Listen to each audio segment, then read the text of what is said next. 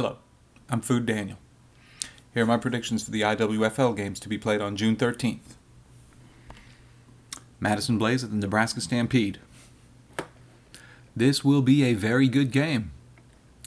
These two teams met each other in week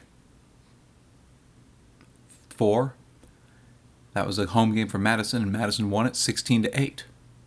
I can imagine a game similarly close here. I'm going to predict... Well, you know what makes it difficult here is that since I don't know what the IWFL playoff system is like, I don't know if Madison has anything to play for. You know, they're a first-place team at 6-1. Nebraska at 4-2. I don't know if either of these teams, what they're playing for, if anything, so... Let's just assume ceteris paribus. I'm going to predict Nebraska to win this game, and I think it's going to be by 1 touchdown or less. I think it'll be that close. Minnesota Vixen at the Iowa Crash. Even though Iowa is a much better team than their 2-5 record indicates, I still think Minnesota will win this game, and I'll predict it'll be by between 2 or 3 touchdowns. Austin Yellow Jackets, the San Antonio Regulators.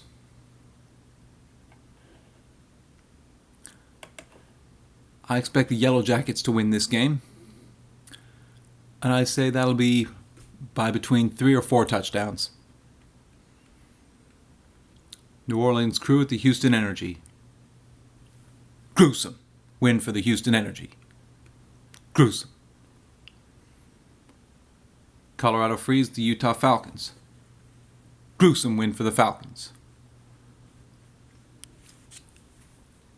And the schedule on the league website has an error. It lists Sacramento Sirens at the Nebraska Stampede. No. It's Sacramento Sirens at the Phoenix Phantoms. Gruesome win for the Sacramento Sirens. Completing an 8-0 season for the Sirens. Well done. Well done, Sacramento Sirens. And that's after they took all of last year off.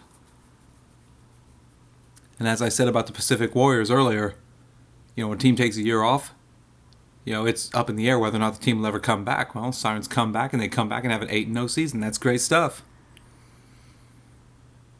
Connecticut Wreckers, the Baltimore Nighthawks. Nighthawks will win that game by 4 or 5 touchdowns. Philadelphia Firebirds at the New York Sharks. Have they played each other this year? Let's take a look. No, they haven't. I expect the Sharks to win, but I think it'll be close. I'm going to say Sharks by 3 touchdowns or less. No more than 3 touchdowns. Wisconsin Warriors at the Toledo Reign. They played each other in week 3 in Toledo, and Toledo won 28-0. I think they'll win by even more here. I'm going to say Reign by 4 to 5 touchdowns. Washington Prodigy at the Pittsburgh Passion. Gruesome win for the Passion. Gruesome.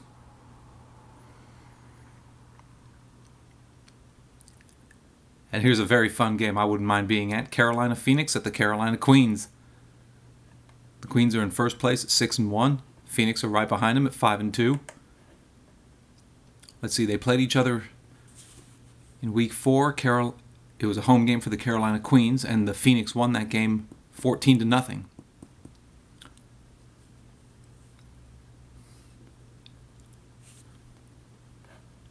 me take a look. How are the...